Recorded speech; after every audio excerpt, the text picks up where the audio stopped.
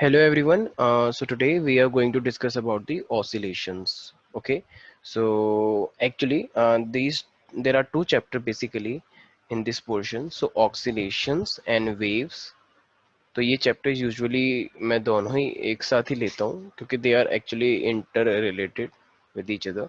So oscillations and waves, तो ये दो चैप्टर हमारे पास हैं जो फिजिक्स से थोड़ा सा हट के चैप्टर हैं. आई मीन जैसे रेस्ट ऑफ द चैप्टर्स की बात करता हूँ तो जो वो सब चीज़ें आपने पढ़ी हैं तो उससे थोड़ा सा ये हटकर अपने आप में एक अलग चैप्टर है जिसमें हम बेसिकली पेंडुलम के बारे में डिस्कस करते हैं, वेव्स के बारे में हम पढ़ेंगे, सिंपल हार्मोनिक मोशन के बारे में हम पढ़ेंगे. तो ये इसके कुछ इम्पॉर्टेंट पोर्शन है जो कि हमें पढ़ने होते हैं. ठीक है. तो एस एच एम जैसे मैंने बोला, सिंपल हार्मोनिक मोशन, तो ये एस एच एम अपने आप में काफी इंपॉर्टेंट पोर्शन है इस ऑसिलेशन का एंड देन वेव का. तो वैसे ऑक्सीलेशन का मेन है ये. फिर उसके बाद हम वेव्स के बारे में ही पढ़ेंगे जिसमें हम बेसिकली टाइप्स ऑफ वेव भी पढ़ेंगे, प्रोग्रेसिव वेव पढ़ेंगे, स्टेशनरी वेव पढ़ेंगे. तो काफी सारे इंपॉर्टेंट पोर्शन है और ये रेस्ट ऑफ द चैप्टर से थोड़ा सा डिफरेंट माना जाता है. ठीक है. तो अब वो डिफरेंट कैसे है, ऑफ कोर्स जब हम पढ़ेंगे तो वो रियलाइज होगा कि हाँ ये बाकी अदर चैप्टर से थोड़ा सा डिफरेंट है. ठीक है. तो शुरू करते हैं फिर अपना चैप्टर ऑसिलेशंस. ओके.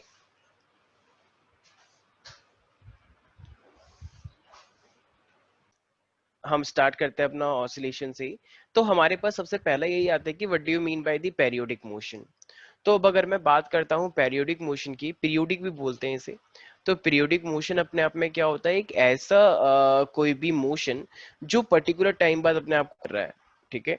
तो पीरियोडिक मोशन अपने आप में क्या होता है, any motion that repeat itself over and over again at a regular interval of time. तो this is called your periodic motion और you can say harmonic motion also. ठीक है. तो कोई भी ऐसा मोशन, एनी डेट रिपीट इटसेल्फ, जो कि अपने आप को रिपीट करता है एक पर्टिकुलर टाइम बाद, that repeats itself over and over again, बार बार, over and over again at a regular interval of time. तो बार जैसे घड़ी होती है हमारे पास, घड़ी की जो सुइयां होती हैं उनका फिक्स है कि वो एक पर्टिकुलर टाइम बाद रिपीट करेंगी अपनी चीजों को फिर से. तो इसका मतलब वो अपने आप में क्या एक पीरियोडिक मोशन है क्योंकि वो चीजों को रिपीट करती है. ठीक है. तो ये अपने आप में क्या कहा जाता है, this is called periodic motion. जैसे मेरे पास एग्जांपल में क्या ले सकता हूँ, जैसे मान लो मेरे पास प्लैनेट्स होते हैं. तो जो प्लैनेट्स का जो, जैसे मान लो ये सन है मेरे पास, तो उस सन के आसपास कौन मूव करता है, ऑफ कोर्स कोई भी प्लैनेट्स होते हैं. तो ये प्लैनेट्स जो होते हैं ये सन के आसपास जो ये इस तरीके से रोटेट करते हैं. ठीक है. रिवॉल्व करना ज़्यादा बेटर रहेगा. तो ये जो रिवॉल्व करते हैं सन के आसपास, नॉट रोटेट, तो उसी को हम क्या बोल सकते हैं, पीरियोडिक मोशन. इसी तरीके से अर्थ के उस पर क्या होता है, तो अर्थ के आसपास कौन घूमता है, मून घूमता है. तो अगर ये अर्थ है मेरे पास, तो अर्थ के आसपास कौन घूमता है, छोटा सा मून. ठीक है. तो ये मून भी इस अर्थ के आसपास घूमता रहता है. तो ये भी अपने आप में क्या होगा, पीरियोडिक होता है. ठीक है. तो ये इसी तरह, ऐसी मैंने क्या बोला, घड़ियां जो होती हैं क्लॉक, तो वो भी अपने आप में क्या है, पीरियोडिक मोशन होता है. ठीक है. तो ये सब हमारे पास पीरियोडिक मोशन है. ठीक है.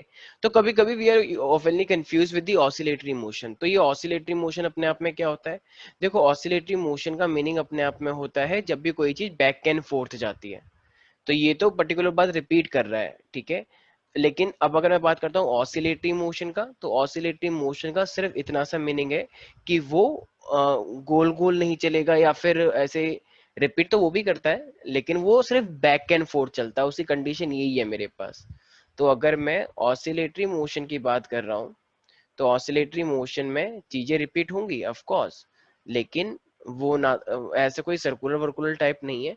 तो वो हमेशा बैक एंड फोर्थ मूव करता है अपनी मीन पोजीशन. जैसे कि कुछ घड़ियां देखी होंगी आई गेस, जो बीच पेंडुलम जिसमें लगा होता है नीचे, ऐसी वॉच आती है ना, वॉल वॉच जो होती है, क्लॉक जो से बोलते हो तुम. तो जो घड़ियां होती हैं, तो अगर वो बैक एंड फोर्थ मूव करती है तो वो पेंडुलम आगे पीछे इस तरीके से चलता रहता है, राइट. तो moves back and forth repeatedly about its mean axis. तो वो अपनी मीन एक्सिस से लेफ्ट राइट चलता रहता है,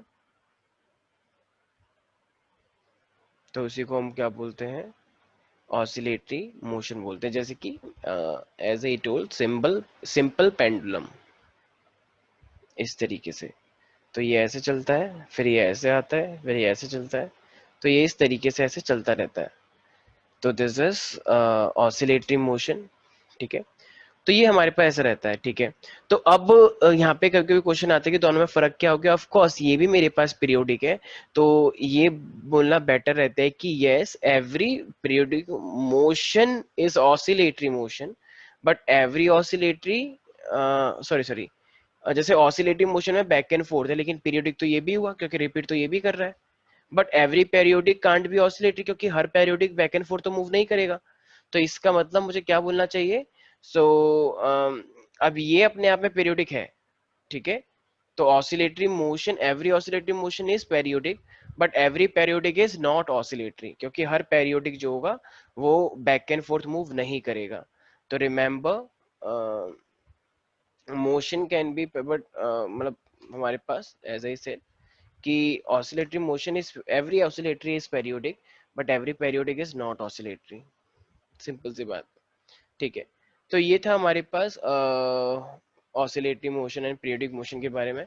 इसी तरीके से मेरे पास एक होता है हार्मोनिक फंक्शन, ठीक है। तो अब देखो, कोई भी ऐसा एक फंक्शन जिसको मैथमेटिकली हम रिप्रेजेंट करते हैं इक्वेशंस के रूप में, ठीक है। तो कोई भी एक फंक्शन जो कि ऑफ कोर्स वो जैसे साइन और कॉस का ग्राफ होता है, तो वो पर्टिकुलर टाइम बाद अपने आप को रिपीट करता है, एम आई राइट। जैसे मैं अगर साइन का ग्राफ बनाता हूँ, और आपने कॉस का भी ग्राफ देखा होगा, मान लो अगर ये मेरे पास एक ग्राफ है, ठीक है। तो अगर मैं साइन और कॉस का अगर मैं कोई भी ग्राफ बनाता हूँ, तो वो ग्राफ अपने आप में रिपीट होते हैं, यस। मान लो एक ग्राफ मैंने ऐसे बनाया है, तो ये अपने आप में इस तरीके से रिपीट, तो ये रिपीट हो रहे हैं अपने आप, can you see that, of course.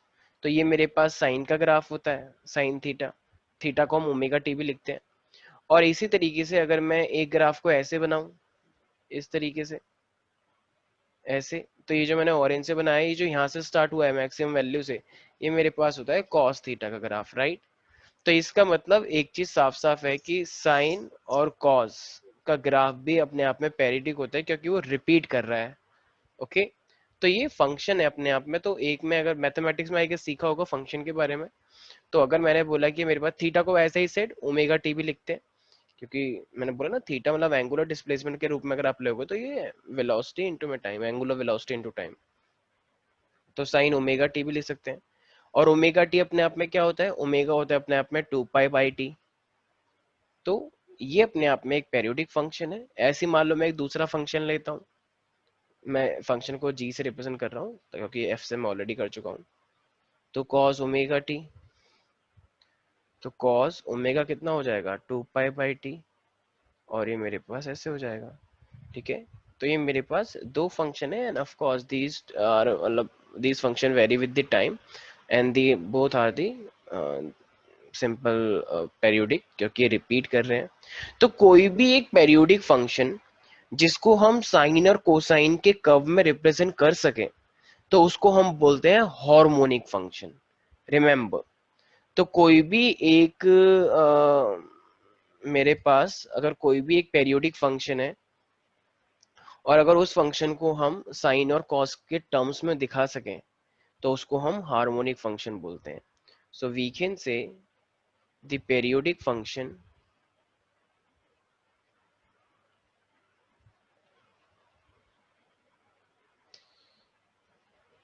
which can be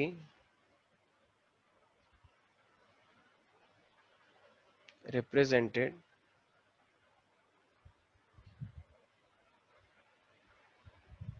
by a sine or cosine curve, by a sine and the cosine curve. So this is called harmonic function. तो उसी को हम हार्मोनिक फंक्शन बोलते हैं, सिंपल। ओके, तो देखो अब हर periodic function को तो हम साइन कॉस के टर्म्स में नहीं दिखा पाएंगे, क्योंकि कुछ तो चीजों को रिपीट करते हैं लेकिन वो साइन कॉस के टर्म्स में दिखाने लायक ही नहीं होंगे। मतलब वो साइन कॉस को फॉलो करते होंगे, ये थोड़ी बोल सकते हैं हम हर किसी ग्राफ ऐसे साइन कॉस की तरह थोड़ी बनेगा। तो इसका मतलब हम एक चीज बोल सकते हैं, all harmonic function are definitely periodic, but all periodic functions are not harmonic, क्योंकि हर पेरियोडिक फंक्शन को आप साइन कॉस के टर्म्स में बिल्कुल नहीं दिखा सकते। ठीक है, लेकिन जो साइन कॉस के टर्म्स है वो तो रिपीट करते हैं, तो अगर वो रिपीट कर रहे हैं तो ऑफ कोर्स वो तो मेरे पास हो ही गए हैं। ठीक है, तो ये तीन चीजें हमने बेसिकली देखी हैं। तो ये तीन चीजें हमने क्या देखी है, हमने देखा periodic, oscillatory and harmonic. So now we are coming to the most important portion, और जिसका नाम है मेरे पास एस एच एम। और ये एस एच एम अपने आप में क्या होता है, it is called simple harmonic motion. तो अब हम अपना एस एच एम करने वाले हैं, और ये जो एस एच एम है इसी को हम क्या बोलते हैं, सिंपल सिंपल हार्मोनिक मोशन। तो अब ये सिंपल हार्मोनिक मोशन अपने आप में क्या होता है, सबसे इंपॉर्टेंट पार्ट यही है, और ये ऐसा ऑसिलेशन वेव से क्वेश्चन आ रहा है, और वो एसएचएम से ना हो ऐसा होता ही नहीं है। तो एसएचएम से क्वेश्चन हमेशा आते ही है और वो आते रहेंगे। ठीक है, तो अगर मैं देखो देखो इसका क्या मीनिंग होता है एसएचएम में, कोई भी एक पार्टिकल आपके पास है मान लो, और वो टू एंड फ्रो चल रहा है, आगे पीछे चल रहा है। ठीक है, तो और जब भी वो आगे पीछे चल रहा है ना, तो उसमें एक रीस्टोरिंग फोर्स लगना चाहिए। जैसे पेंडुलम है, जब वो पेंडुलम मेन पोजीशन से जब वो अपना एक्सट्रीम पोजीशन पे जाता है, मान लो एक पेंडुलम है आपके पास, ये मेन पोजीशन से एक्सट्रीम पोजीशन पे जा रहा है। तो जब ये एक्सट्रीम पोजीशन पे जा रहा है तो बताओ अंदर ही अंदर इसके रीस्टोरिंग फोर्स लग रहा होगा ना, कि भाई वापस भी जाना है मुझे। जब वो एक्सट्रीम पर आ गया है तो वो रुकता थोड़ी है, फिर वो थोड़ी देर बाद वापस आता है। तो इसका मतलब इसके अंदर एक रीस्टोरिंग फोर्स भी एक्यूमुलेट हो जाता है, स्टोर हो जाता है। तो इसका मतलब रीस्टोरिंग फोर्स है जो उसको वापस लेने के लिए हेल्प करता है। तो देखो, तो यहां से लेकर यहां तक जो होता है ना, इसे हम बोलते हैं डिस्प्लेसमेंट, वाई। तो ये वापस जाने की टेंडेंसी रखता है, इट इज मतलब यू कैन से डिस्प्लेसमेंट है ये। ठीक है, जो हम हमेशा मेन पोजीशन से लेते हैं, यहाँ से यहाँ तक उसने कितना चला, तो ये हमेशा डायरेक्टली प्रोपोर्शनल होगा डिस्प्लेसमेंट के। तो जितना ज्यादा दूर जाएगा ये पेंडुलम, तो उतना ही ज्यादा डिस्प्लेसमेंट होगा, और उतना ही ज्यादा डिस्प्लेसमेंट होगा तो उतना ही ज्यादा रीस्टोरिंग फोर्स भी लगेगा कि वापस भी जाना है। ठीक है, तो एक चीज बहुत साफ है यहाँ पे, कि अगर कोई भी पार्टिकल एसएचएम में है और वो अगर टू एंड फ्रो मूव कर रहा है, तो जो उसमें रीस्टोरिंग फोर्स लगता है अंदर ही अंदर, ठीक है, तो it is always directly proportional to the displacement, and this displacement we are measuring from mean position. तो हम ये हमेशा मेन पोजीशन से मेजर करते हैं, जो कि उसको मेन पोजीशन पे लाना चाहता है। तो this is the main condition. ठीक है, ऑफ कोर्स इसके बाद हम एक चीज और बोलते हैं कि अगर कोई भी मेरे पास पार्टिकल होता है, तो देखो फोर्स अगर वो डिस्प्लेसमेंट के बराबर है, तो फोर्स का फॉर्मूला तो एम में भी होता है और एम कांस्टेंट होता है। तो इसका मतलब एक्सेलरेशन भी डायरेक्टली प्रोपोर्शनल टू डिस्प्लेसमेंट हो जाएगा फिर तो, सिंपल सी बात है। भाई जब फोर्स डायरेक्टली प्रोपोर्शनल है, तो फोर्स का फॉर्मूला तो एम में होता है, तो एक्सेलरेशन भी डायरेक्टली प्रोपोर्शनल होगा। तो ये कुछ कंडीशंस हैं अगर किसी को एसएचएम में रहना है तो इसका मतलब मैं क्या बोल सकता हूँ, if a particle is in SHM, so it means a body moves to and fro, to and fro. अब ऑफ कोर्स मीन पोजीशन के अलोंग चलते हैं, राइट? तो ये मीन पोजीशन है, तो to and fro about about mean position, about mean position. तो of course जब वो इस चलता है तो उसके अंदर रिस्टोरिंग फोर्स स्टोर रहता है। सो बेटर टू से under the action of a, under the action of a restoring force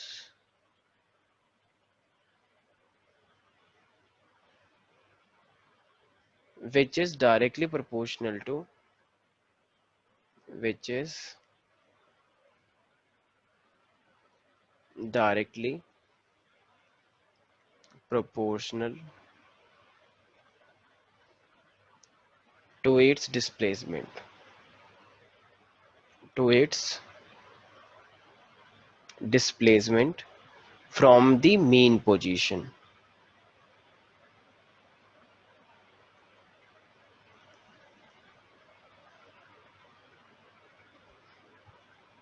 okay, तो ये हमारे पास है पूरा का पूरा एक, तो ये हमेशा मेन पोजीशन, तो यही मेरे पास कुछ कंडीशंस हैं एसएचएम की जो हमें ध्यान रखनी है। और एज आई सेड कि अगर मेरे पास फोर्स जो ये रीस्टोरिंग है, if it is directly proportional to the x, जो कि हम मीन पोजीशन से ले रहे हैं, तो अब प्रोपोर्शनलिटी को हटा के we always put a constant, so it means it would be k x. अब देखो, अब जैसे वो जा तो इधर की साइड रहा था, अब रीस्टोरिंग फोर्स चाहता है कि वो वापस इस साइड जाए, तो इसलिए यहाँ पे एक साइन लिया जाता है नेगेटिव, कि ये जो डिस्प्लेसमेंट हो रहा है और जो रिस्टोरिंग फोर्स है वो उसे नेगेटिव में लेके जाना चाहता है। आई मीन अगर जा वो ऊपर रहा है तो रिस्टोरिंग फोर्स तो उल्टी डायरेक्शन में लेके जाना चाहता है ना, that's why we should assign a sign which is negative. ठीक है, तो सिंपल है। अब हमें एक बात पता है कि ये जो फोर्स होता है ये अपने आप में फोर्स इक्वल टू एम में भी होता है, तो ये एम में भी कितना हो जाएगा, के एक्स हो जाएगा। तो m तो कांस्टेंट है, तो इसका मतलब ये मेरे पास क्या हो जाएगा, माइनस का k बाई एम एक्स हो जाएगा। ठीक है, तो एज आई सेट कि जब फोर्स डायरेक्टली प्रोपोर्शनल है डिस्प्लेसमेंट के, तो ऑफ कोर्स हम प्रोपोर्शनलिटी को हटा के कांस्टेंट लगाते हैं, तो कांस्टेंट को हटा के प्रोपोर्शनलिटी भी लगा सकते हैं, तो it means acceleration is directly proportional to the displacement. Okay, तो यही है मेरे पास एस एच एम। तो अब मैं एक बात बोल सकता हूँ, so a particle is said to possess SHM if its move to and fro about the mean position under an acceleration and which is directly proportional to the displacement from the mean position। तो हमें जो displacement लेना होता है वो हमेशा main position से लेना होता है। तो हमारे पास कभी कभी एग्जाम्पल भी पूछे जाते हैं एग्जाम में कि एसएचएम के कुछ एग्जाम्पल्स दो। तो ऑफ कोर्स जैसे ट्यूनिंग फॉक होता है, आई गेस आपने लेबोरेटरी में भी यूज करी होंगी ट्यूनिंग फॉक, वो जो एक पैड के ऊपर मारते हैं और कान पे लाके सुनते हैं तो एक आवाज आती है कुछ इस तरीके से। तो इसका मतलब ये मेरे पास है वाइब्रेशंस ऑफ ट्यूनिंग फॉक।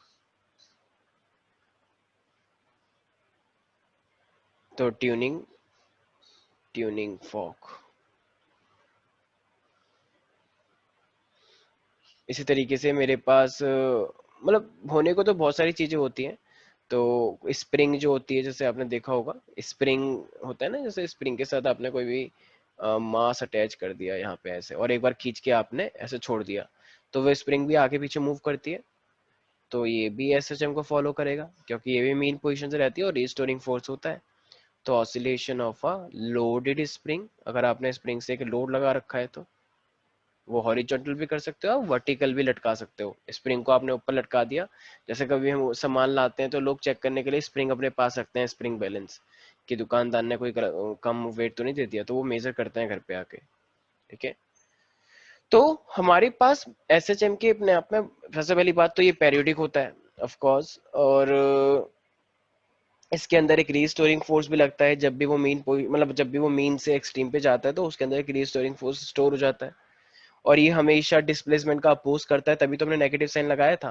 जितना जितना जितना मेरे पास एक्सट्रीम पोजीशन पे जाएगा उतना ही ज्यादा मेरे पास रिस्टोरिंग फोर्स लगता है। ठीक है, और ये जो मेरे पास सिंपल हार्मोनिक मोशन है, it is always expressed in the harmonic function, जैसे कि मेरे पास साइन हो गया या कॉज हो गया। तो अब ये जो एस एच एम है ना, तो इसकी अपने आप में ना एक डिफरेंशियल इक्वेशन भी है, और वो कभी कभी एग्जाम में भी आती है कि right the differential equation, it means differentiation के टर्म्स में भी इस एस एच एम को दिखाओ। तो बहुत सिंपल है, इतना कुछ खास है नहीं। So if I talk about differential equation, differential equation का तो पूरा चैप्टर भी है मैथ के अंदर 12th क्लास में। तो differential equation for S H M,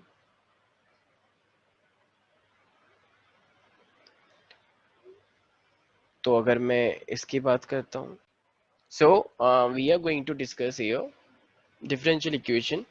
तो मेरे को पता है कि force is always equal to in the S H M minus का के एक्स, ये हमने ऊपर देखा, माइनस के मतलब कांस्टेंट और एक्स मतलब डिस्प्लेसमेंट। ठीक है, माइनस साइन क्योंकि यहाँ बोलते हैं क्या रिप्रेजेंट कर रहा है, ऑफ कोर्स ये जो फोर्स है और ये जो एक्स है ये एक्चुअली अपोजिटली डायरेक्टेड है। अगर फोर्स इस साइड लग रहा है तो डिस्टेंस उस साइड लग रहा है, आई मीन डिस्प्लेसमेंट, और अगर डिस्प्लेसमेंट उस साइड लग रहा है तो फोर्स उल्टा लग रहा है। तो बस इसलिए हमें नेगेटिव साइन लगाना पड़ता है। अब एक काम करते हैं, देखो भाई अब मेरे को एक बात पता है कि जो फोर्स होता है ना सेकंड लॉ ऑफ मोशन से, force is equal to m में होता है। और जैसा कि हमें पता है, जैसे मैंने बच्चों को बता रखा है, दवा dva।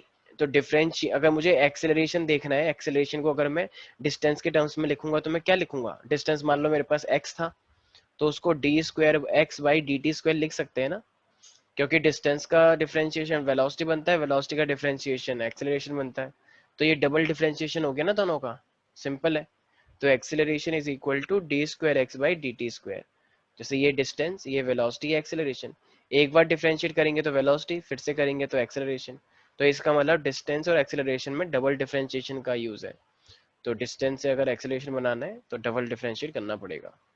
तो ये मेरे पास f is equal to m d square x by D t square ऐसे ही लिखना है। तो इस f के जगह पे मैं क्या लिख सकता हूँ, तो मैं लिख सकता हूँ m d square x by D t square is equal to minus का k इंटू एक्स। सिंपल। एक काम करते हैं, जो m इधर हो रहा है इसको इधर लेकर आ जाते हैं, तो जब मैं इसको इधर लेकर आऊंगा तो ये क्या बन जाएगा अपने आप में, तो ये बन जाएगी equation d square x by D t square is equal to minus का k by m into x. तो ये मेरे पास एक डिफरेंशियल इक्वेशन बन तो गई है, लेकिन यहाँ पे ना कुछ चीजें हमें कंसिडर करनी है। तो अब यहाँ पे एक चीज हमें कंसिडर करनी होती है, तो हम क्या कंसिडर कर सकते हैं, देखो यहाँ पे जो मेरा माइनस के बाई एम है ना, मतलब के बाई एम है, इसको ओमेगा स्क्वायर मानना पड़ता है, ठीक है। वैसे तो ये भी अपने आप में इक्वेशन है, लेकिन यहाँ पे के बाई एम अपने आप में, ये हम आगे जाके प्रूव करेंगे। तो अभी के लिए तुम्हें क्या याद रखना है कि consider k by m is equal to omega square. तो ये जो k बाई एम है ना, ये मेरा ओमेगा स्क्वायर के बराबर आपको लेना है। तो बस k बाई एम की जगह पे ओमेगा स्क्वायर कर दो, which is the angular velocity. तो जब मैं इसके अंदर पुट करूंगा तो मेरी इक्वेशन क्या बन जाएगी, D square x by D t square. अच्छा, अब मैं k बाई एम को रखूंगा तो फिर माइनस जब इधर की साइड आएगा तो प्लस हो जाएगा, तो k बाई एम की जगह पे क्या हो जाएगा, ओमेगा स्क्वायर और x और इज इक्वल टू 0। बस यही अपने आप में क्या है, एक डिफरेंशियल इक्वेशन है। के बाई एम भी आप लिख सकते हो, कोई दिक्कत नहीं है, लेकिन ओमेगा स्क्वायर लिखना पड़ता है डिफरेंशियल इक्वेशंस में, ठीक है। तो ओमेगा मेरी एक बोला भी जाता है कि यू कैन से it is an angular frequency, कि कोई भी अगर रोटेट कर रहा है तो, या ऐसे करके जा रहा है, तो कितने टाइम में वो कितने ऐसे कंप्लीट कर रहा है अपने रिवोल्यूशंस या फिर अपना पूरा मूवमेंट जो है। तो ओमेगा का मतलब हम एंगुलर फ्रीक्वेंसी भी बोल सकते हैं। तो this is my differential equation, d square x by D t square plus omega square x is equal to 0। So this is simple differential equation. तो अगर मेरे पास ये जो इक्वेशन हमने देखी, अगर ये इक्वेशन मेरे पास, तुम डिफरेंशियल इक्वेशन लेकर आ गए अपनी कोई सी भी इक्वेशन का, तो उससे साफ क्लियर होगा कि यस योर इक्वेशन और your condition is in S H M. मान लेते हैं कि मेरे पास एक कोई बॉडी है और वो हार्मोनिक फंक्शन है, मतलब उसे साइन कॉस के टर्म्स में दिखा सकते हैं। ए का मतलब तो एम्पलीट्यूड होता है, स्टार्टिंग में एम्पलीट्यूड ही लिखा जाता है। मान लो मैंने बोला कि वो कॉस ओमेगा टी प्लस का फाई है, ये फाई का मतलब होता है ये इनिशियल फेज है, ठीक है, ये हम डिस्कस करेंगे आगे। तो ये हर किसी में अपने आप में कोई ना कोई एक इनिशियल फेज रहता ही है। जैसे अल्टरनेटिंग करंट के अंदर जैसे ईएमएफ और करंट के अंदर कुछ ना कुछ एक फेज का डिफरेंस रहता है, ठीक है, जो हम फेज डायग्राम पढ़ते हैं, तो कोई ना कोई एंगल से लीड करता है या कोई ना कोई एंगल से लैग करता है। तो इसी तरीके से ये मेरे पास इनिशियल फेज है, ठीक है। तो ये फेज के बारे में मतलब ध्यान रखना है सबको। तो जो फेज होता है कोई भी पार्टिकल का, तो वो किसी पर्टिकुलर टाइम पे उसकी पोजीशन और डायरेक्शन को रिप्रेजेंट करता है, रिमेम्बर। तो ये जो मैंने फेज लिखा है फाई नॉट, तो this is what, so this is actually representing the position and the direction of motion at any instant, ठीक है। तो ये फेज कहलाता है ओमेगा टी के बाद जो लिखा है। अब मेरे को तो इक्वेशन पता है कि ये होती है, this is my differential equation. तो अब ये इक्वेशन मेरे पास एसएचएम में है या नहीं, तो मुझे भी तो D square x by D t square चाहिए होगा। तो चेक कर लेते हैं एक बार। तो अगर मैं एक बार इसे डिफरेंशिएट करूंगा, तो एक बार डिफरेंशिएट करने से क्या हो जाएगा, ये D X by D T. अच्छा, ए तो कांस्टेंट है। अब कॉस का डिफरेंशिएशन क्या होता है अपने आप में, माइनस का साइन होता है। तो माइनस का साइन थीटा, ये पूरा थीटा ही होगा एक तरह से, ओमेगा टी प्लस का फाई। तो ये मेरे पास थीटा है। लेकिन हम तो चेन डिफरेंशिएशन भी करते हैं ना, चेन रूल लगाते हैं। तो अभी तो हमने पूरा इस कॉस का करा, अब कॉस के अंदर जो ये थीटा है ओमेगा टी प्लस फाइव, तो इसका भी तो डिफरेंशिएशन करना पड़ता है चेन रूल के अकॉर्डिंग। तो ओमे फाइव तो कांस्टेंट है, फाइव को तो रहने दो, ओमेगा टी को देखो क्योंकि डिफरेंशिएशन इसका जीरो आएगा फाइव का। ओमेगा टी को देखेंगे तो ओमेगा टी का अगर मैं डिफरेंशिएट करता हूँ तो मेरे पास आता है omega D T open D T, लिखते हैं वन हो जाता है। तो बेन मतलब डिफरेंशिएशन हमारे पास ओमेगा आता है। तो ये चेन रूल है मेरे पास, ठीक है। तो ये मेरे पास हो जाएगा, माइनस साइन बाहर निकालो, ओमेगा ए, और ये मेरे पास हो जाएगा साइन ओमेगा टी प्लस का फाई नॉट। तो ये है मेरे पास D X by D T. एक काम करते हैं, क्योंकि मेरे को तो D X square D square x by D T चाहिए, तो अब एक काम करते हैं, फिर से एक बार डिफ्रेंशिएट करते हैं। तो जब मैं एक बार फिर से डिफ्रेंशिएट करूंगा, डिफ्रेंशिएट वंस अगेन, यहाँ पर भी क्या था डिफ्रेंशिएशन, तो मैं दोबारा से डिफ्रेंशिएट करूंगा तो वो मेरे पास क्या हो जाएगा, ये माइनस ओमेगा तो रहेगा ही रहेगा। अब साइन क्या बन जाएगा, अब साइन साइन तो कॉस होता है, तो साइन हो जाएगा कॉस ओमेगा टी प्लस का फाइ। अब फिर से वही चेन रूल लगाना पड़ेगा, तो इसके अंदर जो था ओमेगा टी प्लस फाइ, तो ये मेरे पास फिर से एक ओमेगा आ जाएगा। तो जब फिर से ओमेगा आएगा तो ये मेरे पास क्या बन जाएगा, माइनस का ओमेगा स्क्वायर। अच्छा ये ए कॉस थीटा इतना हिस्सा, तो इतना हिस्सा तो ये मेरे पास ऊपर ऑलरेडी है, राइट। तो ए कॉस ओमेगा टी प्लस का फाइव को मैं एक्स लिख सकता हूँ क्या, भाई बाकी सारी चीजें तो आगे आ गई। तो ये ए कॉस ओमेगा, ये मेरे पास पूरा हिस्सा क्या बन जाएगा, एक्स बन जाएगा। और ये मेरे पास है D square x by D t square. तो जब मैं इसे इधर लेकर आऊंगा प्लस वाली साइड पर, मतलब आई मीन यू कैन से लेफ्ट साइड पे, तो ये मेरे पास वही इक्वेशन बन गई ना, डिफरेंशियल इक्वेशन जो अभी हमने एसएचएम की पढ़ी है। तो omega square x is equal to zero. So this is my differential equation of SHM which we have studied just now. तो ये अभी हमने हमारे पास ये जो पढ़ा, तो हमने एक इक्वेशन कंसिडर करी और वो सच में डिफरेंशियल इक्वेशन के जैसे प्रूव हो गई। तो बताओ ये कॉज वाला एसएचएम में था या नहीं था, ऑफ कोर्स। तो ये मेरे पास एसएचएम में था, क्योंकि जब ये एसएचएम की कंडीशन अपने आप बनकर आ गई, जो कि हम पहले ही प्रूव कर चुके हैं, और वही एक रैंडम इक्वेशन अगर इसकी तरह हो गई है, तो ये तो पूरा पूरा सिंपल सी बात है कि ऑफ कोर्स वो एसएचएम में रहेगा, राइट। तो दिस इज माय एसएचएम। तो इस एसएचएम के अंदर ऑफ कोर्स ध्यान रखना है, ये जो मेरे पास एक्स है ना, तो ये एक्स क्या होता है, एक्स इज माय डिस्प्लेसमेंट। जैसे कोई भी इक्वेशन होती है, जैसे देखो मैंने ऊपर ये ए लिखा था, ये जो मैंने इक्वेशन मानी थी, ए क्या है अपने आप में एम्पलीट्यूड होता है, ओमेगा क्या होता है, एंगुलर वेलोसिटी होता है, एंगुलर फ्रीक्वेंसी भी बोलते हैं।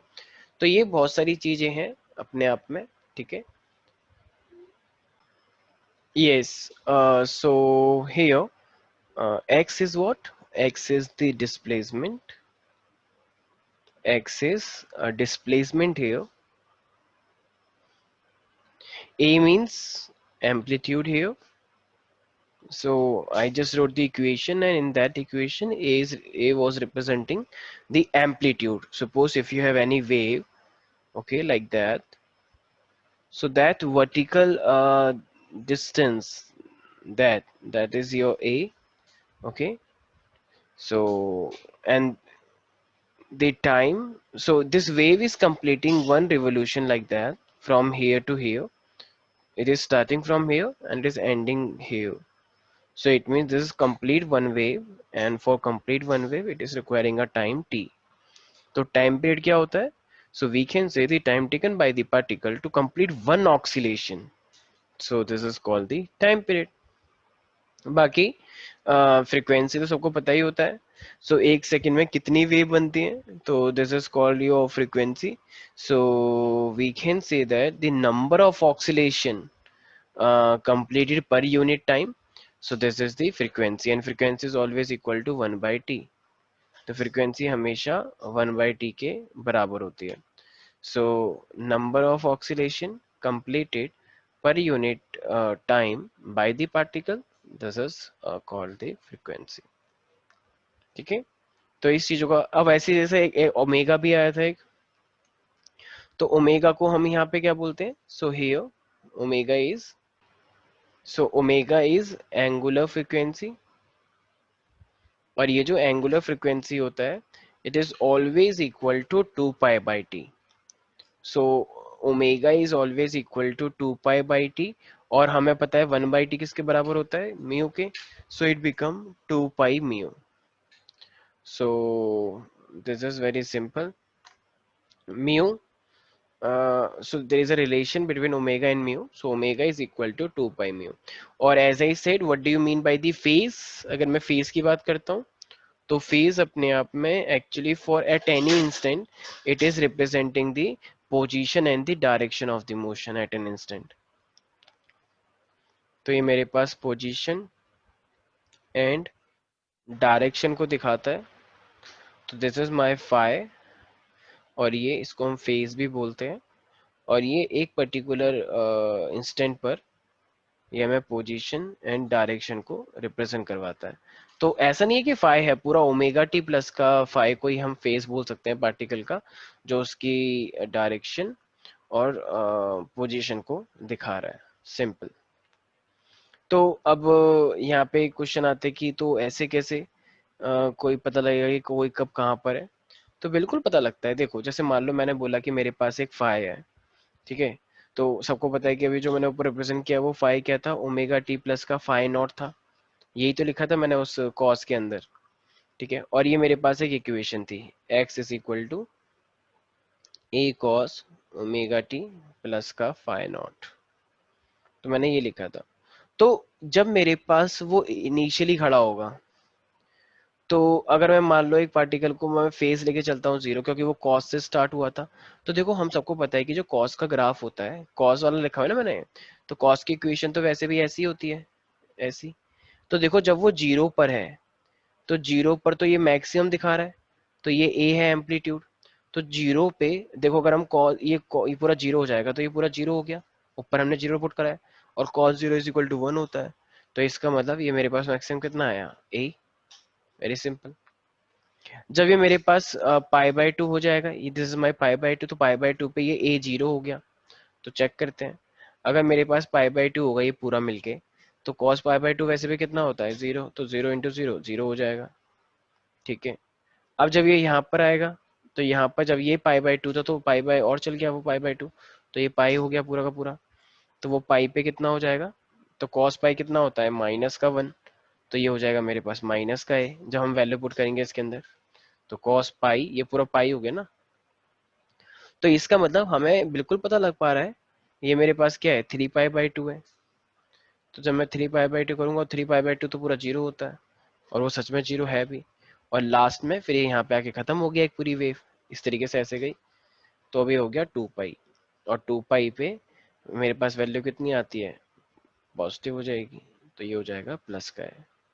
तो इसका मतलब ये एट एन इंस्टेंट किसी पर्टिकुलर पोजीशन पे ये हमको बिल्कुल बता रहा है कि एक वेव कहाँ पर होगी, तो कितने फेज पे क्या मेरे पास बन रहा होगा। तो ये पूरी पूरी चीजें हमको ऐसे एक्सप्लेन कर रहा है, ठीक है। तो यही अपने आप में क्या होता है।